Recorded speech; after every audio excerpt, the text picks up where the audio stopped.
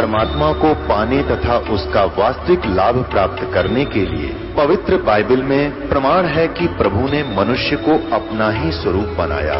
6 दिन में सृष्टि रचकर 7वें दिन विश्राम किया।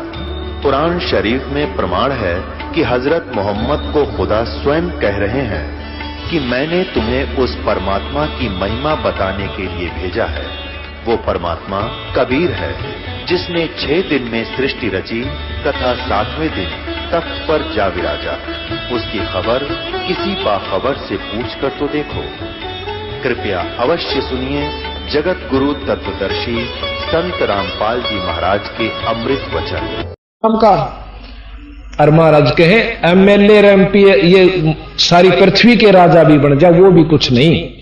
और इंद्र का राज बहुत श्रेष्ठ है, असंख्य गुना सुख है। यहां सारी पृथ्वी के राजा को जो सुख होता है उससे संख्य गुना सुख और इंद्र जी को होता है। तो उसको भी कबीर साहब कबीरदास जी ने कहा हमने तो वो काग की बींट दिखा है। इतनी घटिया है ये व्यवस्था इस 3 लोकताएं की। तो इंद्र का राज कागदा बेस्टा ना भोगा इंद्राणी नो और सुखदेव पास हुरंबा आईजा का ध्यान लगा निर्वाणी नो।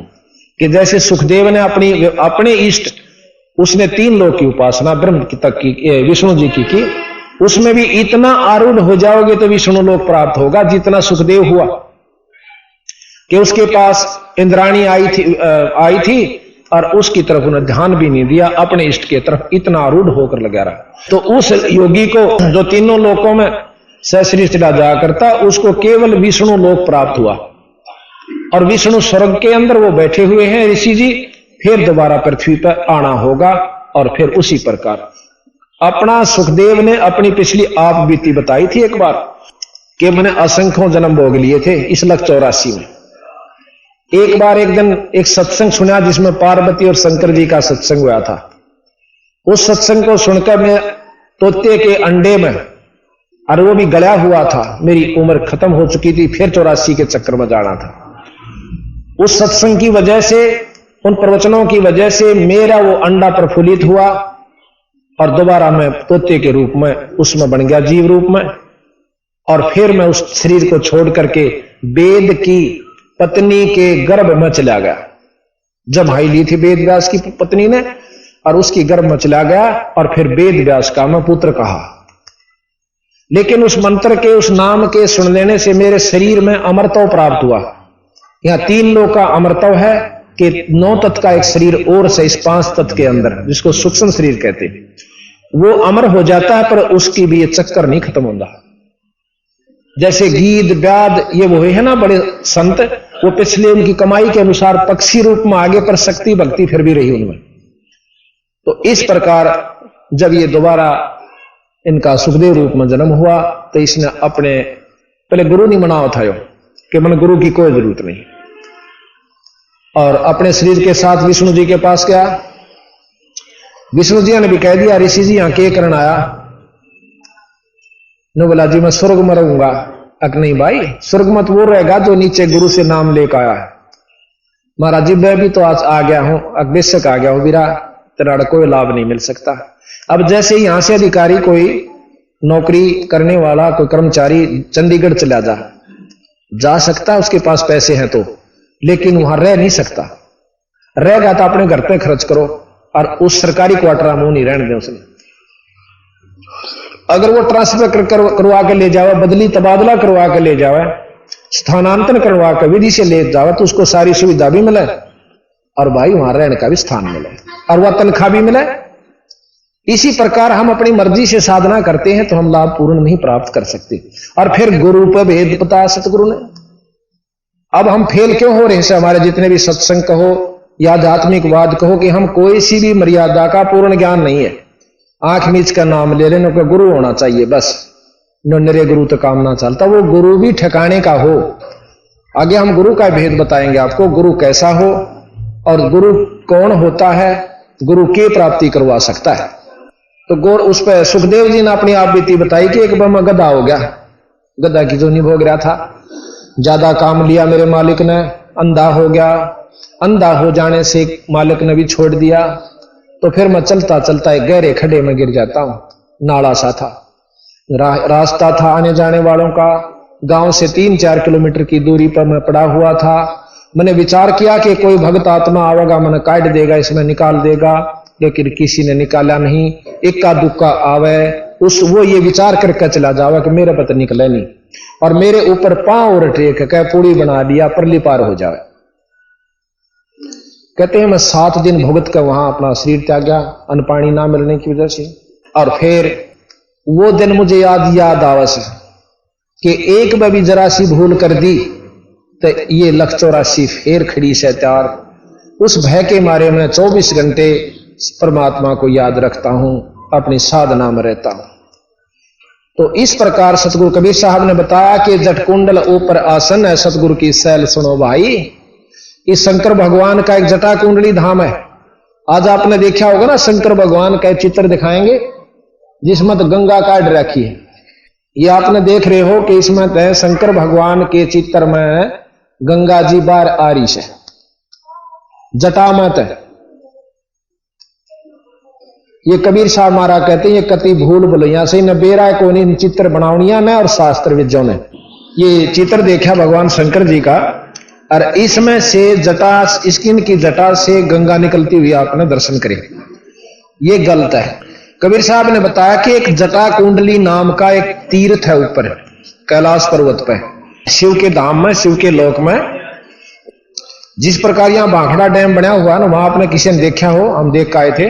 बहुत पर्वतों के बीच में इतना चारों तरफ से बहुत पानी उसमें भरा हुआ है, और कहते हैं अगर वो डैम टूट जावे तो सारे हिंदुस्तान पे 10-10 फुट पानी खड़ा हो जाए, इतना उसमें पानी जमा है। अब भाइये से कहने का कि हमने इन शास्त्रों को सुना जरूर पर नो नहीं समझा, इसमें कह के रखा है। एक जटा कुंडली नाम का एक ऐसा वहां पर बहुत बड़ा सरोवर है, और उसमें सतलोक से आकर गंगा पड़ी है। जब ये ऊपर से आई तो गंगा निरंजन लोक में आई सतलोक से, और फिर निरंजन से आगे आई ब्रह्मा के लोक में। इसका इतना तेज बहाव था कि उसने उसमें शंकर जी ने उस जटा कुंडली में रखा, और 6 महीने में वो जटा कुंडली भरकर पूरी हुई। फिर वो भरने के बाद ऊपर से पानी चला, वो नीचे आकर के कहते हैं पर्वत पर हिमालय की इधर पड़ा, जहां पर फिर पर्वतों के नीचे से आकर के वो गौमुख के रूप में निकली। अब यहां हम दिखाते हैं कि शंकर भगवान ने अपनी जटा में 6 महीने रोक ली। सिद्ध पुरुष हैं, वैसे भी रोक सकते हैं, कोई ऐसी बात नहीं, क्योंकि अगस्त ऋषि ने 7 समुद्रों को एक घूंट में पी लिया था। एक महाराज के गरीबदास जी कहते हैं एक सिद्धि सब सागर पीवे, एक सिद्धि बहु जुग जीवे। एक सिद्धियां हैं ये, पर आत्म कल्याण नहीं है। तो यहां महाराज कहते हैं जट कुंडल ऊपर आसन है सतगुरु की सैल सुनो भाई। ये जट कुंडल सबसे ऊंचे स्थान पर है, बहुत कठिन स्थान जगह पर है। कहते इससे भी ऊपर सतलोक हमारा है, जहां बंदी छोड़ कबीर साहब चले जाते। जट कुंडल ऊपर आसन है सतगुरु की सैल सुनो भाई, जहां ध्रुव भी ना पहुंचे और सुखदेव ने मार्ग ना पाई। जहां सतगुरु कबीर साहब का धाम है वो ये सुखदेव ऋषि भी नहीं जा सके, जो कि सह शरीर उड़ जाया करते थे। और हम किसी योगी ने नो देख लिया हो तो भाई बहुत घना तपस्वी है, और शरीर ने नो इतना ऊंचा ठाले से, ये कोई खास बात मत समझना। अगर सार नाम है, सतनाम है, तो उसकी मुक्ति से ना तो ये खिलौने करा कितनी बार बना बना कर बिगड़ चुके हैं। और ये जादूगरी काम नहीं देंदी वहां पर। जब सही तत्व का स्थान आवेगा, जहां जन्म मरण और आत्म कल्याण का स्थान आवेगा, वहां ये काम नहीं देगी बचने के लिए। तो अब हम आपको बताते हैं कबीर साहब के बारे में कि नानक साहब ने भी कबीर साहब से उपदेश प्राप्त हुआ। ऐसी नई नई बात हमने भी सुनी जब ऊपरी सी लागी, अकिया अच्छी और पचौड़ सी बात कहे से एक साधारण सा मनुष्य कवि और भगत कबीर साहब को इतनी बड़ी मान्यता दे रहे।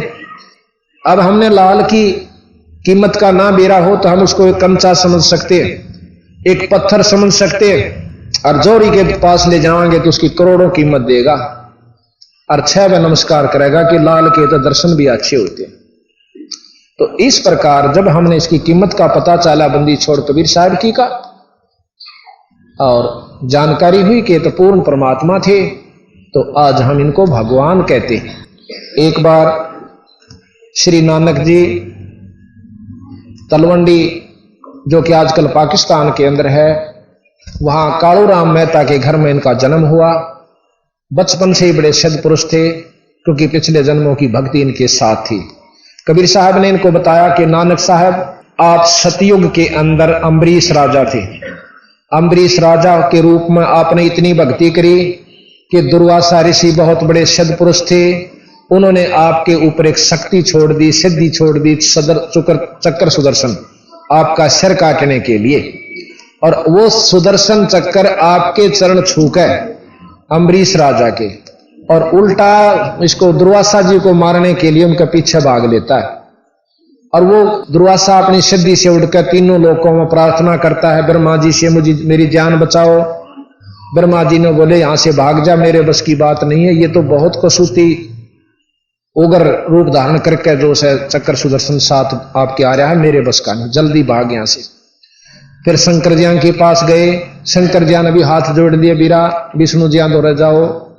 वो वहां से भाग कर वही दुर्वासा जी भगवान विष्णु जी के पास आते हैं, क्योंकि अम्बरीश विष्णु जी के उपासक थे।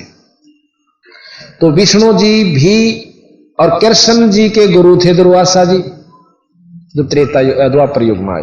तो विष्णु जी कहने लगे, ऋषि जी के गुस्ताखी कर दिया आपने, भाई के कारण हो यार, इस चक्कर ने आपके ऊपर क्यों चोट लगाई, क्यों आपके ऊपर अटैक किया। उसने सारी बता दी कि मैं ऐसे ऐसे अम्बरीश राजा के दरबार में गया था, और वो करते हैं सरगुण भक्ति, व्रत रखते हैं, और वैसे ही, और मैंने उनको निर्गुण उपदेश दिया था कि निर्गुण साधना करो। वो नहीं माने, तब मैंने छो में आकर, गुस्से में आकर के चक्कर सुदर्शन छोड़ दिया, इसकी नाड़ काटनता ही। तो कबीर विष्णु जी बोले, भाई देखो, ज्ञान चर्चा में कभी क्रोध नहीं करना चाहिए। बातचीत कर रहे हो, कोई मानता है उसका भला, ना माने उसका भला, और जबरदस्ती ज्ञान आप किसी पर नहीं थोप सकते। ये आप पाप के भागी होगे, और आपने तो नाड़ काटनी चाहिए, वो भी एक भगत की।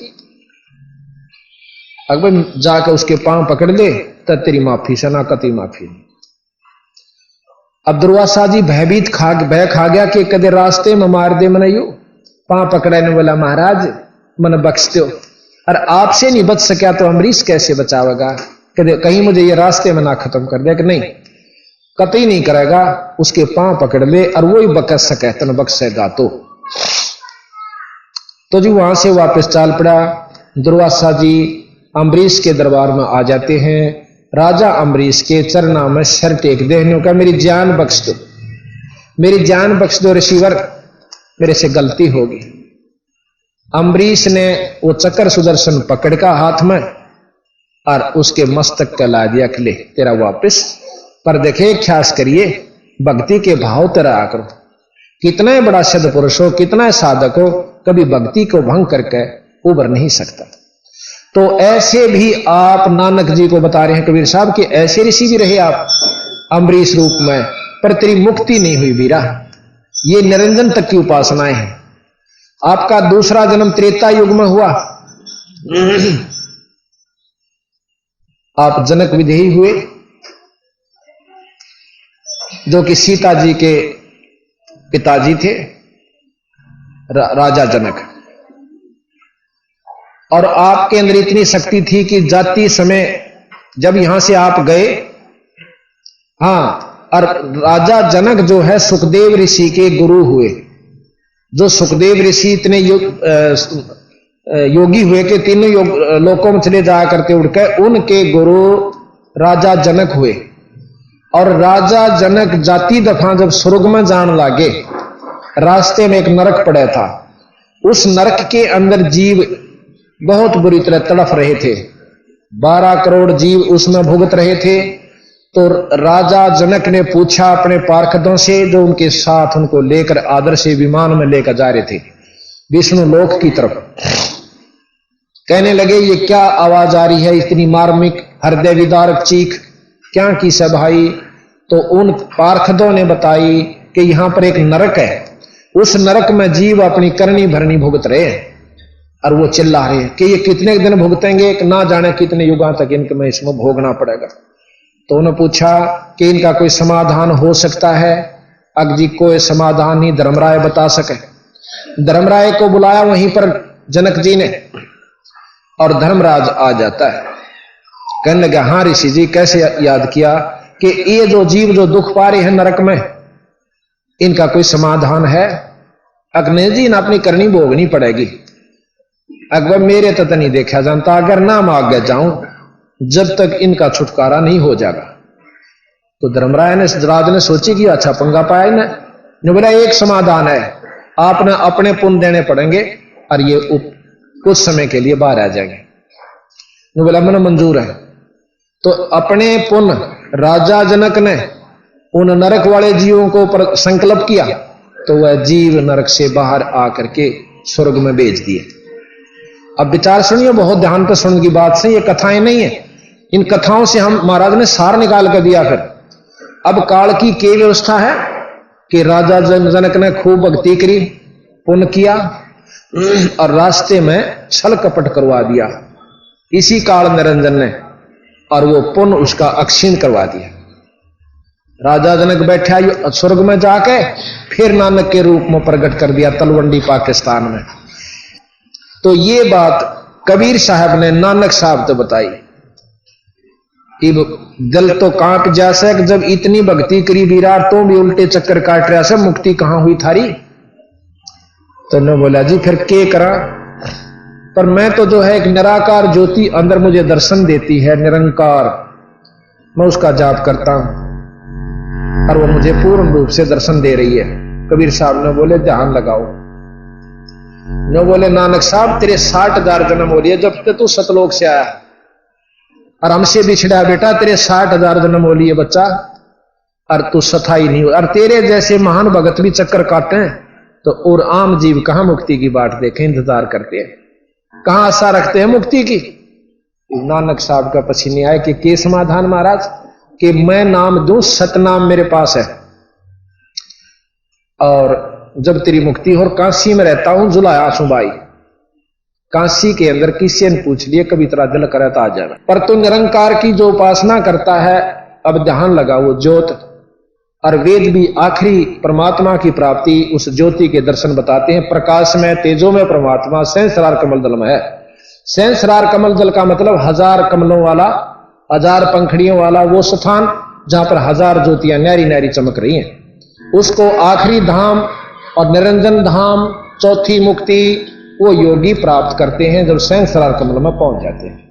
सहस्रार कमल में ज्योत नजर आती है, उस ज्योत को देखकर ये भगतजन अपनी आत्मा को प्रसन्न तथा मुक्त समझ लेते हैं। कबीर साहब ने बोले ध्यान लगाओ। ध्यान लगा तो ऊपर पहुंचे, सारा कुछ दिखाकर निरंजन का लोक, विष्णु का लोक, शंकर जी का लोक, गणेश जी का लोक, सब लोग दिखाए, और फिर अपने लोक में निरंजन का लोक दिखाया। उसके बाद इस अंड ब्रह्मांड को पार करके अपने लोक में ले गए, सतलोक में। वहां जाकर के कबीर साहब आसन पर, सतपुरुष अपने आसन पर बैठे हुए, और कबीर साहब चंवर करते हैं। अब नानक साहब के अंदर विक्षेप आता है कि रब तो ये होना जड़ा नीचे थल्ले बैठा है, ये उत्ते जो खड़ा है कबीर, ये तो इसका कोई अनुचर होना, कोई सेवक होगा। इतनी बात मन में आई थी। कबीर साहब तो वहां बैठ जाते हैं सतपुरुष के आसन पर, और सतपुरुष खड़े हो जाते हैं, और कबीर साहब पर ऐसे चंवर करते हैं। फिर इतने में विचार कर ही रहा था कि ये क्या हुआ। इतनी देर में कबीर साहब के अंदर वो सतपुरुष समा जाते हैं, और केवल कबीर साहब रह जाते हैं। और फिर वहां से उसकी सुरत को, नानक साहब की जो आत्मा थी, उसको नीचे शरीर में भेज दिया। भाई इतना देख कर नानक साहब के बहुत कसक हुई कि तूने तो पूर्ण परमात्मा रब को और अपनी अज्ञानता के कारण खो दिया, और जब ईब का दर्शन हो जाए तो मैं उसको उनके चरण कमल पकड़ के और बहुत याचना करूंगा। फिर याद आता है कि वो खुद बता के गए कि मैं काशी में रहता हूं। तो नानक साहब इतने आत्म विभोर हो जाते हैं, इतना मद नशा चढ़ जाता है परमात्मा की उस सच्ची लगन का, कि कहते हैं वाहे गुरु सतनाम, वाहे गुरु सतनाम। कि वो गुरु जो मैंने ऊपर देखा अपनी सुरत द्वारा उस लोक में, सतलोक की जो झलमल ज्योति देखी, तो ये दूसरे लोकों की जो रोशनी है वो उससे बहुत फीकी नजर आई। जैसे जीरो का बल्लभ भी ना रोशनी हो अंधेरे में वो बहुत काम कर देवा है। 60 का जब वाट का बल्लभ चसेगा तो जीरे वाला चश्बर जरूर रहा है, पर उसके ज्योति का रोशनी का महत्व नहीं रहता। इसी प्रकार मरकरी बल्ब के सामने 60 वाला भी कुछ काम नहीं करता, पर जग जरूर रहा है। उससे ऊपर जब सूर्य निकल आता है तो वो सब बल्ब काम नहीं करते और चांदना केवल सूर्य का ही प्रकाश उनके सामने बहुत ज्यादा होता है। इसी प्रकार जब सतलोक रोशनी प्रकाश सब लोकों में है। अब ये ध्यान से सुनते जाइए, जो 7 दिन इस बात को सुनेंगे वो आखिरी दिन के निचोड़ को पूर्ण रूप से पकड़ पाओगा। प्रकाश हर इष्ट का है, हर देव का है। हम केवल प्रकाश को देख करके अपनी आत्मा की सफलता तथा कल्याण समझ लेते हैं, ये कबीर साहब ने बताया गलत है। अंधेरे में एक मच्छर या तीतली या जुगनू पतंग देख लेते हैं कि जीरो का बल्ब चस गया, उसके चारों तरफ मंडराते हैं। 60 का जब चस जाता है तो उस जीरो के छोड़ के 60 वाले पर चले जाते हैं, और जब और ज्यादा बड़ा तेज चस जाता है उसको भी छोड़कर वहां चले जाते हैं। सबसे पहले उन्होंने जीरे वाले बल्लभ को भी सत्य माना था, क्योंकि अंधेरे में वही काफी था। जब उनको मेरा पता चला कि एक और रोशनी है तो उसको त्याग कर वहां पहुंच जाते हैं। इसी प्रकार हमने अभी तक रोशनी सुनी जरूर है, शास्त्रों में भी सुनी है। महात्मा बुद्ध की आखिरी उपलब्धि ये है कि मैंने एक रोशनी देखी। उसके बाद उसने कोई ज्ञान नहीं कि कौन सी रोशनी देखी, उस रोशनी कहां तक की थी। ये कबीर साहब बतावें कि किस रोशनी का उपलब्धि उन्होंने हुई। तो बात यह है कि हमने शास्त्रों को सुना जरूर, महापुरुषों की वाणियां भी सुनी, उनकी उपलब्धियां भी देखी पढ़ी, परंतु जो बंदी छोड़ते मिलाई तो वो 0 और 60 था। इस प्रकार के बल्लभ यानी उनकी इस प्रकार वैरायटीज मिली, उनके न्यारे न्यारे ऐसे ऐसे उनमें अंतर था। तो वहां से वो इतना आत्मविभोर हो गया कि वाहे गुरु सतनाम, वाहे गुरु श्री सतनाम श्री वाहे गुरु। अब वही गुरु मिला जो मेरे सामने नो कह के गया था कि मैं सतनाम दूं तो मेरा छुटकारा हो, ना तो मैंने सुने लिया। 2 जन्म तो मेरे ऐसे हुए जो कि आम व्यक्ति के नहीं हो सकते। राजा अम्बरीश के रूप में और जनक विदेही के रूप में नानक जी का जन्म पूर्व जन्म था। अब वहां से नानक जी चल पड़ते हैं और काशी पहुंचते हैं। कबीर साहब से नाम लेते हैं। कबीर साहब से नाम लेने के बाद उनकी मुक्ति हुई। अब ये बात आप विचार करियो और आपको शास्त्र प्रमाणित देंगे, हम वैसे नहीं कहेंगे। और अपने आप 2-4 बार सुन लेने से अंतःकरण में यह बात जमा हो जाएगी, क्योंकि हमने और ज्ञान भी तो शास्त्रों से ही अपने अंतःकरण में जमाया है, या किसी से कहने सुनने में ही उसको सत्य मानना होगा। कोई अपना ज्ञान तो आपके पास नहीं है। रामकृष्ण भगवान विष्णु को हमने परमात्मा की संज्ञा में उनकी लीलाएं सुनकर, उनकी करामात देखकर परमात्मा की संज्ञा मान ली, मैं लिया उनको। और इसी प्रकार जो है, जब आप कबीर साहब की महिमा सुनोगे तो आप अपने आप फैसला अपने मन को आप पर दे देगा, आपका कहने की आवश्यकता नहीं पड़ेगी। तो कहते नानक साहब वहां पहुंचते हैं और नाम लिया। जब नानक साहब का छुटकारा, अब गरीबदास जी अपनी वाणी में प्रमाण देते हैं कि झांकी वेख कबीर की नानक कीती वाह, और वो सखा का गल पड़ी कौन छुटावता। झांकी किसे कहते हैं? 26 जनवरी के ऊपर आप नारे नारे राज्यों की अपनी अपनी उस राज्य में जो भी अति उत्तम व्यवस्था होती है, बहुत सुंदर सुजित उसको सज्जित करके सुसज्जित करके दिखाया जाता है। और उन उसको झांकी कहते हैं, झलक कहते हैं। और जो सबसे अच्छी झांकी होती है उसको पसंद करके इनाम दिया जाता है। इस प्रकार विष्णु लोक की झांकी भी नानक साहब को कबीर साहब ने दिखाई। शंकर लोक जी की भी, शंकर जी के लोक की भी झांकी दिखाई, और ब्रह्मा के लोक की झांकी दिखाई, गणेश जी के लोक की दिखाई, और सब लोग दिखा के माता और निरंजन ब्रह्म तक की दिखा करके अपने पूर्ण ब्रह्म की तरफ वो ले गए। तो वो जो झांकी देखी, वो पूर्ण ब्रह्म का नजारा जब देखा तो फिर वह ज्योति जैसे जीरो के बल्लभ को सत मान रखा था, 60 का चसने के बाद प्रज्वलित हो जाने के बाद वह अच्छी नहीं लगी, वहां उसके स्वतः अट्रैक्शन हो जाता है। ये बस की बात नहीं है। आज हमारा मुख्यमंत्री से मेल हो और एक प्रधानमंत्री का नुमाइंदा मिल जाती, सा बावड़ा कोई नहीं सके, पाछे न रह जाएगा।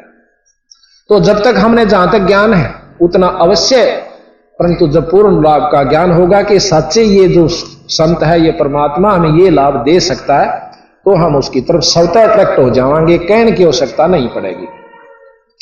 अब नानक साहब के बारे में आपको वर्णन देते हैं थोड़ा सा, फिर ध्यान से सुनिए। और फिर बालाजी, उनके मर्दाना जी दो शिष्य थे, उनकी भी वाणी इसमें लिखी हुई है कि उनसे प्रश्न उत्तर हुए हैं कि अंगद राय जी ने पूछा था कि आप तो गुरुजियों के साथ रहते थे, कोई खास बात बताओ। फिर उन्हें बता रखी है, अभी आपको सुनाएंगे। तो नानक साहब ने, महाराज कहते हैं, झांकी वे कबीर की नानक कीती वाह, और वो शखा के गड़पड़ी इब कौन छुटावे था। हमने कल भी आपको बताया था, पंजाब में भी हमारे आश्रम गरीबदास जी के 100-150 आश्रम है। गरीबदास जी छुड़ानी के अंदर, जैसे कल बताया था कि चौधरी बलराम जी के घर में धनखड़ गोत में गरीबदास जी ने जन्म लिया, और इनको जो कबीर साहब ने दा के दर्शन दिए अपने लोक पे सतलोक से, और वो नाम दिया, सब लोक दिखाए, वो वाणी सारा विवरण जो आख्या देखा उन्होंने इसमें लिख दिया। कबीर साहब गरीबदास जी के कम से कम भी 20-25 आश्रम हरिद्वार के अंदर है। गरीबदास जियों के आश्रम पंजाब के अंदर कम से कम 150 और 140 के आसपास गरीबदास जी के नाम का आश्रम है। कुटिया है गांव-गांव में, और वहां पर इस वाणी का पाठ होता है। अब नानक साहब की वाणी आपने सुनी होगी, ग्रंथ साहब, उसके अंदर क्या है, 48 घंटे चलती है वो वाणी। उनके अंदर 39 संतों की वाणियां हैं। प्रथम नानक साहब की, फिर उनके 10 गुरुओं की, सिखों की, फिर कबीर साहब की सारे ग्रंथ में 40% वाणी है। 60% में वो 10 गुरु जी भी आ लिए, और साथ में 39 संतों की वाणी, जैसे कबीर साहब, नामदेव जी, नाभाजी और मीराबाई, और भी बहुत से संतों की है, रविदास जी, इन सब को मिलाकर के एक संग्रह किया गया। तो इन सब का एक संग्रह करके ग्रंथ साहब बनाया गया।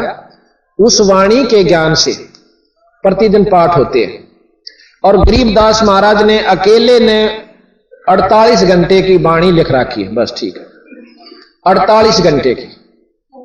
उसी ग्रंथ के बराबर अकेले महाराज गरीबदास जी की वाणी है, जिसमें ज्यों का त्यो वर्णन 4 वेद, 6 शास्त्र, 18 पुराण, 11 उपनिषद, महाभारत, गीता, भागवत, रामायण और मुसलमान धर्म, ये हमें कहां तक लाभ देते हैं, और फिर अपनी बताई कि भाई इस पर काम नहीं चलता। तो इन बातों का ज्ञान नानक साहब को कबीर साहब ने दिया। तो उसके बाद कबीर साहब ने ये पंथ चलाया, जिसको शिष्य पंथ। सिख कोई धर्म नहीं होता, शिष्य, पंजाबी में शिष्य को सिख कहते हैं।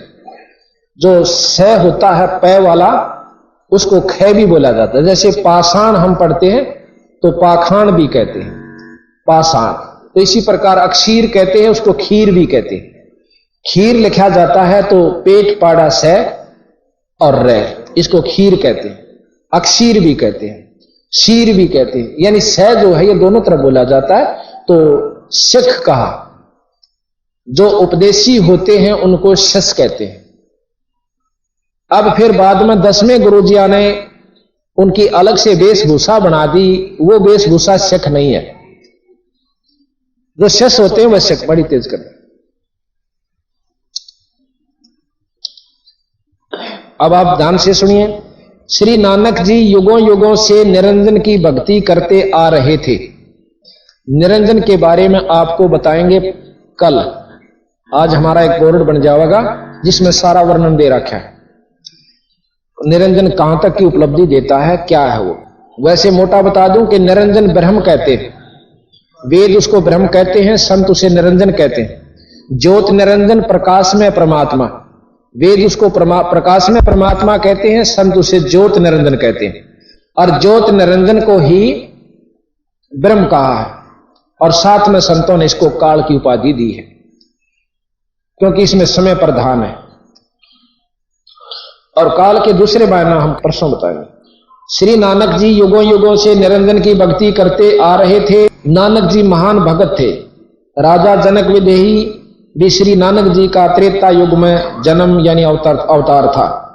बहुत भक्ति की। ऋषि सुखदेव जैसे महान योगी ने भी राजा जनक जी को गुरु धारण किया था, परंतु जन्म मरण का चक्कर अपना यानी जनक जी का यानी नानक जी का भी नहीं खत्म हुआ कर सके। राजा अम्बरीश भी नानक जी का ही पहला जन्म का यानी त्रेता युग में सतयुग में जन्म था। राजा अम्बरीश का सतयुग में जन्म था, जिसमें दुर्वासा ऋषि ने राजा अम्बरीश के पैर जिसमें दुर्वासा ऋषि ने राजा अम्बरीश के पैर छूकर चक्कर उल्टा ऋषि दुर्वासा पर चोट करने चला, तो ऋषि दुर्वासा जी अपने बचाव के लिए तीनों लोक में भागे। किसी ने भी सहायता नहीं की। तब भी विष्णु जी ने कहा कि ऋषि जी आप वापस जाकर के राजा अम्बरीश के पैर छू लो, अपनी जान बचाओ। तब मरता क्या नहीं करता। तब दुर्वासा जी ने आकर राजा अम्बरीश के पैर छुए। अम्बरीश जी ने उनके सिर पर हाथ रखकर तथा दुर्वासा सुदर्शन चक्र को शांत करके दुर्वासा जी को अक्षमा की। ये सब वर्णन आप सुन चुके हो। अब थोड़ी सी वाणी कबीर सागर से आपको सुनाते हैं। कबीर सागर से सा आभार कबीर वचन। नानक साहेब की ना तप भारी, और सब विधि बहे ज्ञान अधिकारी। भक्ति भाव ताको सिखलाया, ता पर सतगुरु की नहीं दाया। दाया कहते हैं दया को। ये संत भाषा होती है, इसमें थोड़े अक्षरों का, क्योंकि पद भाग के अंदर जो है थोड़ा अंतर हो जाता है भाषा में। जिंदा रूप धरे तब साईं, प्रभु पंजाब देश चल आई। जिंदे का एक ऐसा देश होता है, सफेद कुर्ता और एक बोथा बांध लिया, सफेद चादर और लंबा टोप। उसको जिंदा रूप में मुसलमानों में ज्यादा प्रचलित है ये जिंदा नाम के संत। जिंदा रूप धरा तब साईं, प्रभु पंजाब देश चल आई। अनहद बाणी कहो पुकारा, और सुन के नानक नजर दरस निहारा। नानक साहब बैठे थे, कबीर साहब इतनी दूर बैठ के अपनी ये बात सुनाने लागे कि जिस प्रकार गरीबदास जी ने कहा कि अदली आरती अदल पठाऊं, युगा युगा का लेखा ल्याऊं। जा दिन ना थे पिंड नहीं प्राणा, नहीं पानी पवन जमी समाना। कच्छ मच कूरम ना काया, चंद सूरज ने दीप बनाया। शेष महेश गणेश ना ब्रह्मा, नारद सारद ना विश्वकर्मा। सिद्ध 84 ना 3300, 9 अवतार नहीं 2400। 5 तत्व ना ही गुण तीना, नाद बिंद ना ही गतसीना। चित्रगुप्त ना कृत्रम बाजी, ये धर्म राय ना पंडित का जी। भाई धू धूकार अनंत युग बीते, जादन कागज कहो किन चीते। फिर कबीर साहब ने पूछा कि आप कहां थे जब कुछ भी ना था। जादिन थे हम तख्त खवासा, तन के पाजी सेवक दासा। शंख युगन पर लो परवाना, परले हुआ शंखों युग, हम सतपुरुष के संग रहाना। दास गरीब कबीर का चेहरा, सतलोक अमरापुर डेरा। कहते हैं कि गरीबदास जी भी कि मैं अपने परमात्मा कबीर साहब का सेवक हूं, और वही कबीर साहब सतलोक के मालिक तथा अनंत कोट ब्रह्मांड के परमात्मा हैं। गरीबदास जी अपनी वाणी में कहते हैं, अनंत कोट ब्रह्मांड का एक रति नहीं बहार, और सतगुरु पुरुष कबीर हैं भाई कुल के सर्जनहार। तो यहां कहा कि अनहद बाणी कियो पुकारा।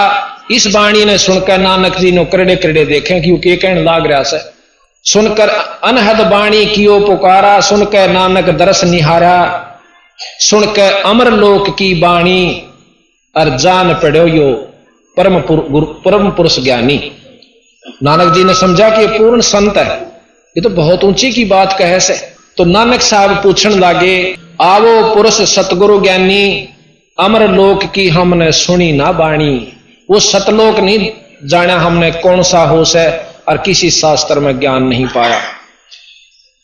अर्ज सुनो प्रभु जंदा स्वामी, कहो अमर लोक कहां निज धामी। कि वो लोक कहां है जिसको आप सतलोक कहते हो, सतधाम कहते हो। कहा न कही अमर निज वाणी, कि किसी ने काहू ना कही ये अमर निज वाणी। ये बात हमारे ताई किसी ने नहीं बताई जो आप बताने लाग रहे। और धन कबीर परम गुरु ज्ञानी, कोई न पावे तुमरा भेदा। और जाको खोज चुके ब्रह्मा और चहु वेदा। इसको चारों वेद और ब्रह्मा जी ने भी आपका भेद नहीं पाया। अब कबीर साहब कहते हैं, जब नानक तुम बहुत तप कीन्या और निरंकार बहुते दिन चीन्या। तुमने बहुत तपस्या की, बहुत साधना की, युगा युगा में की, और निरंकार ते एक पुरुष नहीं आ रहा। अजरदीप ताकी तक सारा। अजरदीप, अमरदीप, सतलोक वो अलग स्थान है। पुरुष विछो भयो तब जब से, और काल कठिन मग रोक्यो तब से। जब से भी आप सतलोक से यहां आए थे अपनी इच्छा अनुसार, पर उसी समय आपका रास्ता इस मार्ग काल ने गलत साधनों से, गलत शास्त्रों से रोक दिया। इत तुम सरस भक्ति ना हुई, क्योंकि परम पुरुष ना भेटो कोई। यहां आपकी सरस भक्ति, एक रस भक्ति नहीं होती। आपने देखा होगा कि आपने बहुत सी साधन नाटक भी सुने होंगे कि विश्वामित्र जी ने तप किया, बहुत जाजूल तप कर लिया, परंतु नहीं होने दिया। एक अप्सरा को भेजा, उर्वशी को भेज कर उसका तप खंड करवा दिया। तो महाराज कहते हैं, काल की व्यवस्था में प्रथम तक कोई भजन करना नहीं चाहता, और चाव अभी से तो यू काल होन नहीं देता। कि आंट लाग रही थी उसके तपना भंग करण की, ठीक से अपना भजन करा था, करण देते। या कोविद क्यों आई उनके मन में? ये काल प्रेरित होते हैं। इंद्र का भरदी गुब्बारा के तेरा राज खोज लेगा, उसने ठह श्रृंगारी अपनी उर्वशी और विश्वामित्र का खंड कर दिया। तो महाराज कहते हैं, ये इत तुम सरस भक्ति ना होई, क्योंकि परम पुरुष कोई ना भेटा कोई। आपको सतमार्ग दर्शक नहीं मिला, आपको रास्ता सही नहीं मिला। इस करके कोई तो तप पे लाग रहा है, कोई गीता पढ़ के मुक्ति चाहे, कोई पुराणों को पढ़ के मुक्ति चाहे, कोई वेदों के ज्ञान को, कंठस्थ वेद घोट लेने को ही मुक्ति समझता है, और कोई कुरानों को और मुसलमान भाई अपने उन ओछी साधनों को ही अपनी मुक्ति का साधन समझते हैं। तो बंदी छोड़ कबीर साहब ने दोनों धर्मों की जो कमियां थी वो ज्यों की त्यों कही, और खड़े होकर बाजार में कही, और सब धर्म, सब मतलब उनके मंडलों में जाकर कही, जहां पर विद्वान और उनके मौलवी और पंडित और काजी बैठे हुआ करते थे। और उस समय आज कोई कह के दिखा दो अरब कंट्री में जाके एक भी लफ्ज और इस्लाम धर्म के खिलाफ। और कबीर साहब ने सरेआम, जबकि मोहम्मद, इसमें दिल्ली के अंदर सिकंदर लोधी राजा होया करता था, बहुत क्रूर बादशाह था, जो बहलूल लोधी का पुत्र सिकंदर लोधी था, वो बहुत क्रूर राजा था। उसको ऐसा ठोक ठोक का जवाब दिए थे, और उसने कोशिश करी थी कि कबीर साहब ने खत्म करवा दूं। उनकी परीक्षा लेनी चाहिए थी कि तू भगवान है, अका मैं अल्लाह हूं, मैं खुदा हूं। कबीर साहब ने कहा, एक गऊ मंगा ली, हजारों आदमियों के सामने रुआ काट दी। वह गाबन थी, मां और बच्चे के 4 टुकड़े हुए। ने बोला, अल्लाह में ये गुण होता है कि इसको जीवित कर सकता है। कबीर साहब ने बोले, निरा अल्लाह का यही गुण नहीं होता कि किसी मुर्दे ने जीवित कर दे, अल्लाह के और भी बहुत गुण होते हैं। केवल एक ही सिद्धि से भी आप अल्लाह मत स्वीकार करना, पर इसने जीवित जरूर कर दूंगा। कबीर साहब ने 2 चुटकी मारी थी, 2 थाप उस बच्चा कर गऊ का, दोनों उसी समय जुड़ जाती हैं, और ला के बाछड़ा दूध ठोक दी, दूध की देग ठोक दी। बोल बंदी छोड़ महाराज की जय। ये तो 600 साल पहले का इतिहास है, कि देखो न सोचे गपोड़ मार रखे होंगे यार। जिसका नहीं यकीन हो उसकी अपनी बुद्धि वहीं तक काम करती है। परमात्मा में ये गुण है जो वो कर सकता है। तो सिकंदर लोधी ने पांव पकड़ लिए दिल्ली के बादशाह ने, अरने बोले, आप अल्लाह की जात हो, परवरदिगार हो, मुझे बख्श दो। पालकी में बिठाकर उनके घर छोड़ कर आया था। ऐसे ऐसे चमत्कार आपको आगे बहुत कुछ बताएंगे, जिससे आपको प्रमाणित करके दिखावांगे कि कबीर साहब परमात्मा है। तो यहां के तब तक हमसे बिछड़े भाई, और 60,000 जन्म तू पाई। नानक साहब आपके 60,000 जन्म हो लिए जब तक तू सतलोक से आया है। दर दर जन्म भक्ति भल की नहा, और फिर काल निरंजन चक्कर दीना। तने बहुत भक्ति करी, जितनी बार भी आप यहां पर आए बहुत भक्ति करके गए, और फिर भी आपको जन्म मरण के चक्कर तय काल ने नहीं बचन दिया। ये व्यवस्था से इस ब्रह्मताएं की कि कोई जीव मुक्त नहीं हो सकता। कुछ समय स्वर्ग में बिठा दिया जाता है, स्वर्ग की परिभाषा आपको कल बताई थी। अपनी की हुई पूंजी ने शिमला खाया हुआ 10,000 रुपया ने वो खत्म होंगे उल्टा फिर आ जा, फिर आड़ा मंड जा, फिर खाया हुआ 2 महीने गर्मियां में। ये इतना सुख स्वर्ग में है। यही कबीर साहब बताते हैं। गरीबदास जी महाराज कहते हैं ये रहट का कुआ लोई, रहट तले भरा ऊपर खाली, नीचा भरा ऊपर खाली, और यागड़ बंदा है सब कोई। 88 और 33 करोड़ी देव, यानी 88,000 से 33 करोड़ देवता, और सभी बंधे निरंजन की डोरी, नो रेट की डोरी का बांध रखे। काटे जाओ चक्कर, नीचा आओ भक्ति करो, ऊपर जाकर स्वर्ग में खाओ, फिर चक्कर काटो, फिर गधे बनो और कुत्ते बनो, लख 84 भी भोगो। क्योंकि गीता जी का श्रेष्ठतम ज्ञान है यहां पर कि जिसे कर्म जीव करेगा भोगे सरेगा। अब भाई बुरे भी होते हैं, अच्छे भी होते हैं। बंदी छोड़ कहते हैं कि हमारी शरण माए पाछा आपने पिछले कर्मा पर आपके यहां पर क्रॉस कर दिया जाएगा, खत्म कर देंगे। कई भाई यहां ऐतराज करते हैं कि फिर तो परमात्मा न्यायी हो गया। न्यायी नहीं, वो न्यायी है। अब जैसे आपने देखा होगा कि ऐसा कभी नहीं हो सकता कि आदमी मानस मार दे और उसने माफ कर दे, खूब कर दिए जाते, यहां भी कर दिए जाते। आपने उग्रवादी सुने होंगे जिन्होंने कई आदमी मारने का प्रमाण दिया और सरकार ने कानून तैयार कर दिया कि पिछले थारे जो कसूर से सब माफ, पर आज्ञा मत करियो भाई।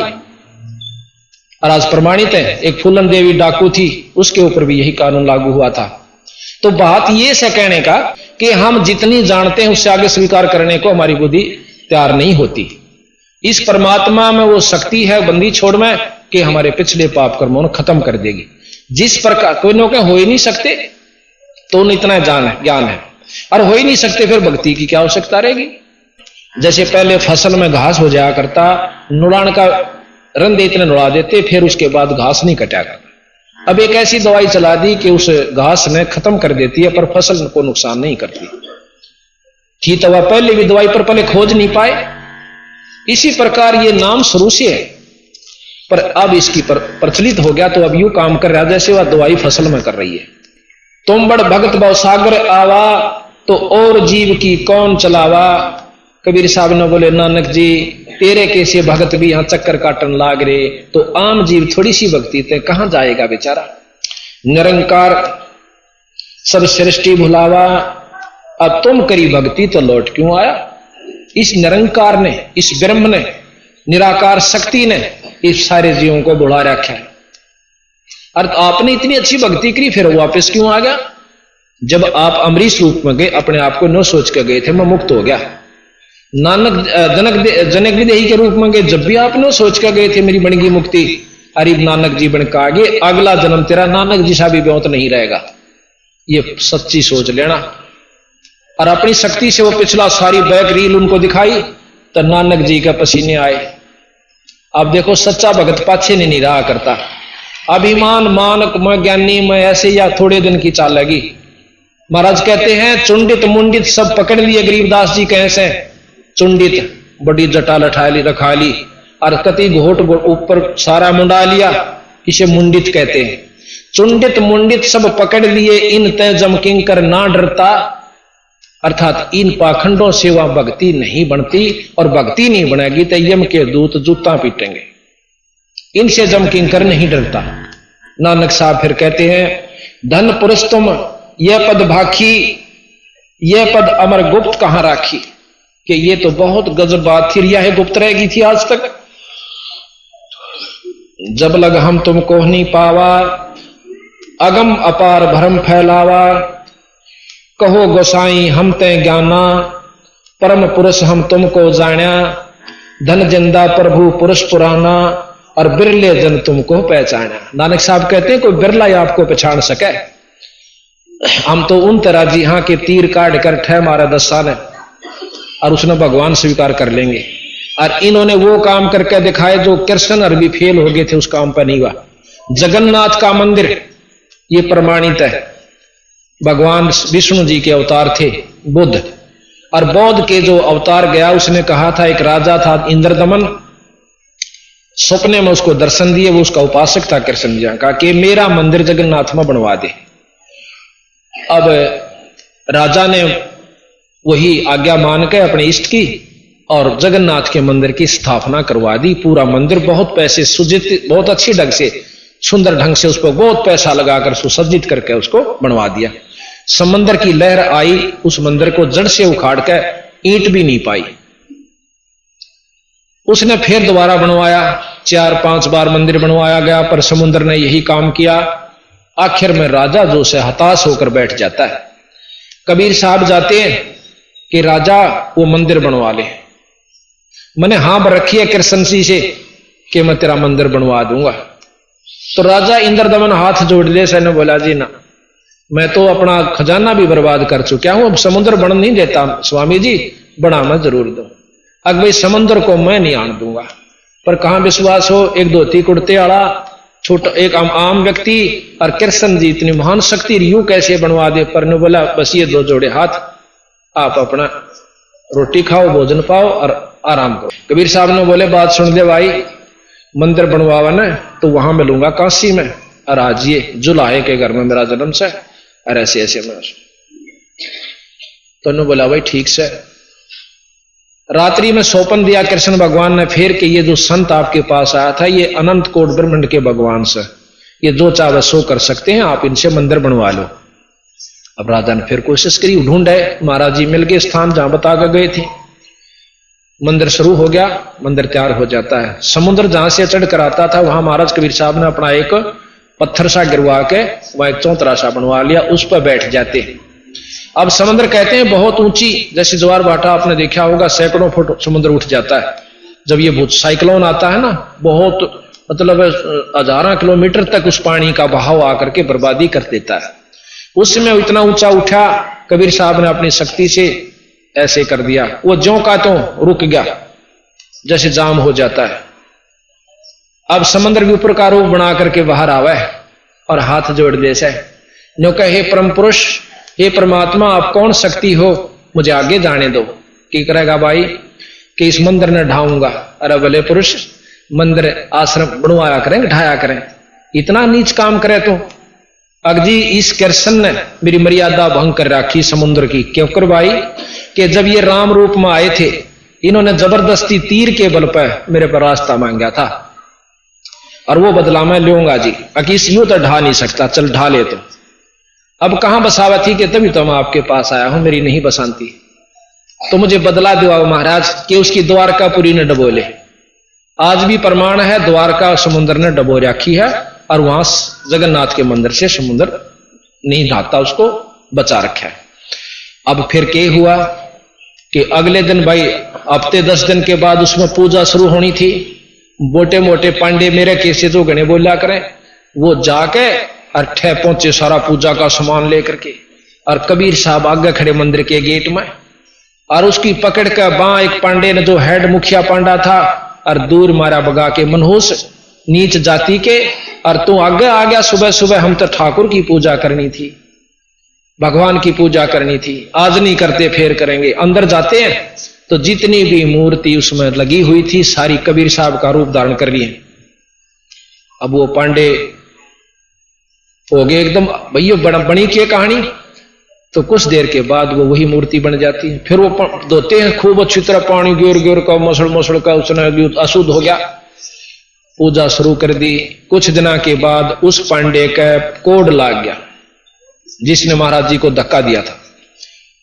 कोड लाग गया, इतना इलाज करवा लिया, तड़फे रात की नींद खत्म होगी, दिन में किल की मारे, सारा दवाई करा ली, कोई आराम नहीं हुआ। कृष्ण भगवान ने दर्शन दिए कि उसी संत के पांव धोकर पीले पांडे जब तेरी जान बचे, उसी पांडे ने मरता के नहीं करता जाकर कबीर साहब के सैकड़ों आदमियों पांव धोकर गटदेसी पी लिए।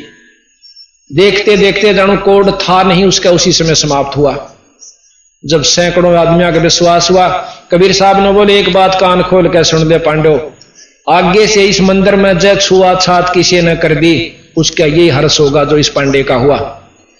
आज प्रमाण है, जब से जगन्नाथ का मंदिर बना उसमें किसी धर्म का व्यक्ति जा सकता है।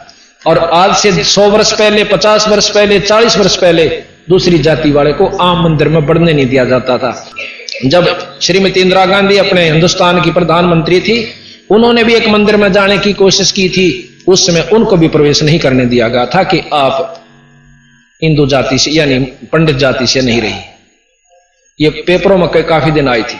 तो इस प्रकार उस मंदिर में और उस दिन से आज तक कोई छुआछात नहीं है, और वहां कबीर साहब की मूर्ति बनी हुई है। एक बार फिर प्रमाण मिला कि जगन्नाथ के मंदिर में एक पांडा खिचड़ी बना हुआ था। खिचड़ी ऐसे पकती है, उसमें नीचे ऊपर रख दी जाती है मटके टोकने पीतल के, एक उस पर एक उस पर एक उस पर, ऐसे सबसे पहले ऊपरली तैयार होती है, 5-6 ऐसे रख दिए, नीचे आग बाड़ी जाती है। सबसे पहले ऊपरली तैयार होती है और ऊपरली उतारी जाती है। एक दिन कबीर साहब सिकंदर लोधी के उसमें बैठे हुए थे, उसके राज्य मतलब सिंहासन में, मतलब उसके दरबार में, सिकंदर लोधी के दरबार में कबीर साहब रविदास जी दोनों बैठे हुए, और भी जैसे वहां होते हैं वजीर हुए, सिपाही हुए, उनके रिश्तेदार काफी बैठे थे। एकदम कबीर साहब खड़े होकर के अपने पांव पे अपना पानी डालते हैं लोटे में। तो सब कहने लगे महाराज क्या हो गया, क्या लग गया पैर के? नहीं कुछ नहीं लगा। जगन्नाथ के मंदिर में एक पांडे का पांव जड़े था, खिचड़ी पड़ गई उसके ऊपर, तो मटका उतर के पड़ के, और उसने बुझाऊ सुना बेचारा मर जाता हो जड़ के, इतनी तेज आंच थी उसकी। अब शेख तकी जो सिकंदर लोधी का धार्मिक गुरु था वो एकदम हंसा, अब देखो जी मूर्ख की बात कैसे, पानी गिरा पांव पे और बुझ पांडे का पांव, इसका पता करवाओ। उसी समय 2 ऊंट सवार भेजे। कबीर साहब ने नाम बता दिया कि इस नाम का पांडा, और ये समय और ये तिथि, वो समय तिथि समय सारा नोट करके वो चाल पड़े। वहां जानते वो पांडा पूछा कौन है? मैं सुन भाई, कि तेरे पांव पे कोई खिचड़ी पड़ गई थी, यानी मटका फूट के पड़ा था। कहा किसने बचा? कबीर साहब ने। कौन कबीर? कि काशी में रहने वाले बंदी छोड़ कबीर। कि वो यहां कैसे आए? कि वो तो रोज आते हैं एक बार दर्शन, यहां पर सब काशी के सभी ने पूछ लो, एक बार सबको दर्शन देगा जहां से आवे किसी बार रूप में। और वो कहां थे? कि यहां खड़े थे मेरे साथ में, और पानी ले रहे थे जैसे बर्फ का होया करे, शीतल हेम पानी जल, और उसमें गिर दिया तो मेरा पांव बुझा। पूरी पता लिख के वो ऊंट सवारों ने, दूतों ने दस्तक करवा लिए, 20 आदमियों के और अंगूठे लवाए, साथ में पांडे का नाम लिखा, और वह बात ज्यों की तो। ये बंदी छोड़ कबीर साहब की महिमा आप सुनोगे जब आपको ज्ञान होगा। तो अब नानक साहब के बारे में चल रही है। बहे दयाल परस्परम गुरु ज्ञानी, और कहो गहो पान परवाना पानी, भली बही तुम हमको पावा। जब ये काशी में पहुंच गए, ऊपर की सारी झलक देख दाख के तो काशी में पहुंच जाते हैं। जब का वर्णन है कि बहे दयाल पुरुष गुरु ज्ञानी, फिर बंदी छोड़ प्रसन्न हो गए नानक साहब पे कि चोखा तने यह बात पहचान ली, मेरे को पहचान लिया। बहे दयाल पुरुष गुरु ज्ञानी, और गहो पान परवाना पानी, वाणी के तुम मेरा ये नाम लो। भली बही तुम हमको पावा, और ये सकलो पंथ काल को ध्यावा। ये जितने भी पंथ साधना है ये सब काल की उपासना कर रहे हैं। काल निरंजन समय के अनुसार जहां पर नष्ट होते हैं उसको काल का राज कहते हैं, और एक ऐसा स्थान है जहां पर काल समय कुछ नहीं है। तुम इन तय अब बहे नियारा, भाई फेर जन्म ना हो तुम्हारा। अब तुम इस काल से अलग होगे, अब दोबारा तुम्हारा जन्म नहीं होगा। ये कबीर साहब नानक साहब को कह रहे। बली सुरत तुम हमको चिन्हा, और अमर मंत्र ले हम तुमको दीना। अब ये अमर मंत्र दे दिया मैंने आपको, इस नाम का जाप करा करी। सत्सम वेद कही हम कही निज वाणी, और परम पुरुष गत तुम बखानी। अब 4 वेद आपने सुने होंगे, यजुर्वेद, यजुर श्याम अथर्वण और ऋग्वेद, और 5वां वेद सवसम वेद है, सर्वसम वेद जो संतों के पास है। उस वेद का जब 5वें का ज्ञान होता है तब हमें इन 4 वेदों से ऊपर की जानकारी होती है। ऐसा कहा कि सर्वसम वेद कही निज वाणी, और परम पुरुष गति बहुत बखानी। नानक वचन धन पुरुष ज्ञानी करतारा, जीव काज प्रगटे संसारा। धन करता तुम बंदी छोड़ा, ज्ञान तुम्हारा महाबल जोरा। कि तुम्हारे ज्ञान में बहुत शक्ति है, यथार्थता है, और आपका ज्ञान सबसे उचित है। दिया नाम गुरु किया उबारा, और नानक अमर लोक पगधारा।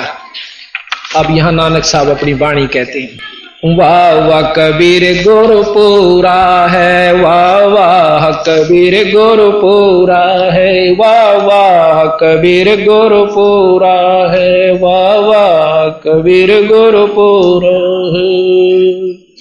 पूरे गुरु की मैं बल जावा, पूरे गुरु की मैं बल जावा, जाका सकल जहूरा है, जाका सकल जहूर।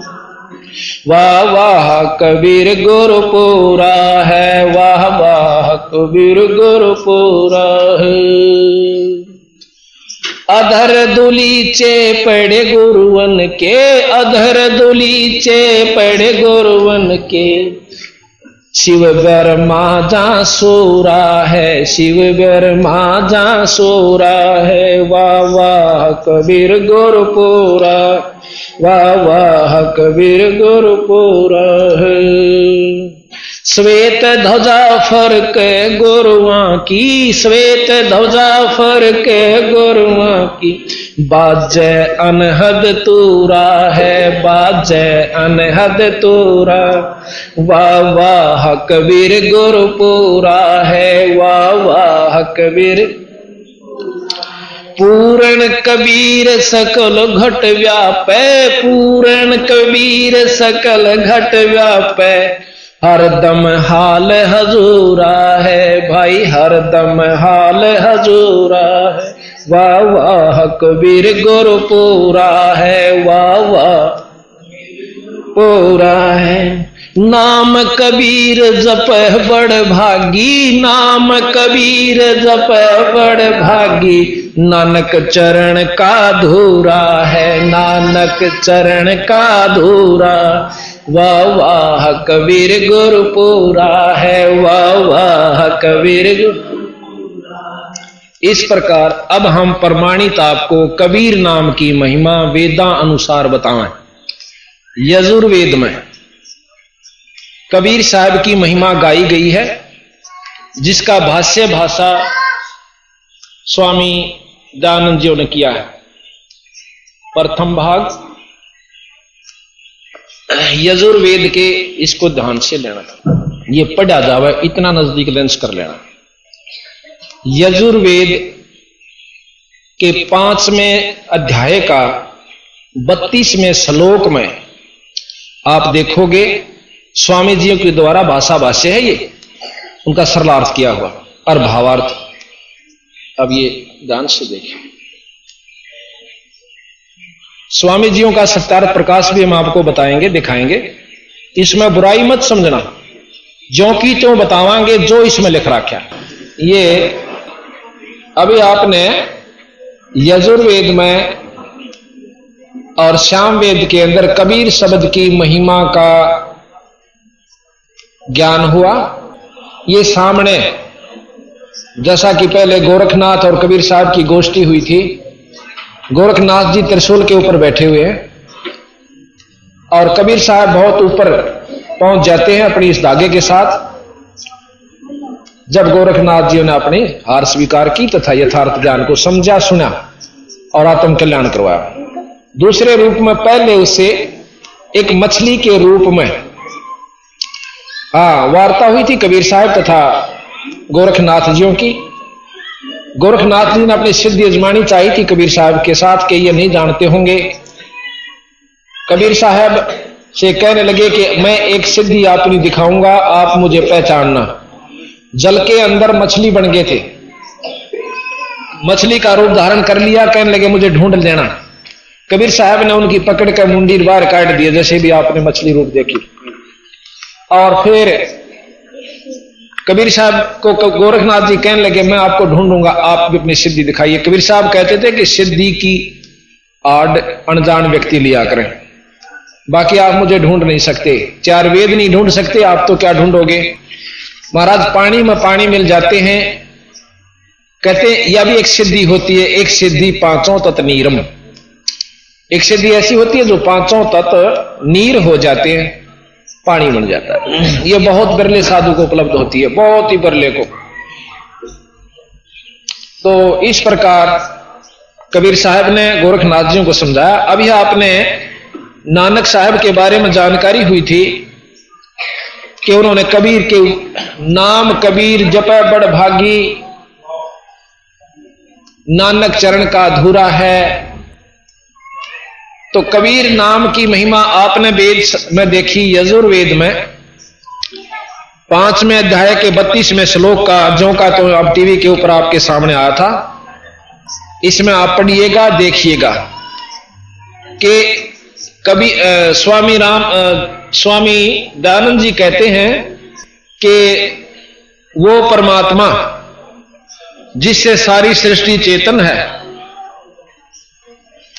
अभी मैं आपको पढ़ के भी सुनाता हूं यजुर्वेद, जो कि आपने देखा, इसमें अब पढ़ के भी सुनाता हूं।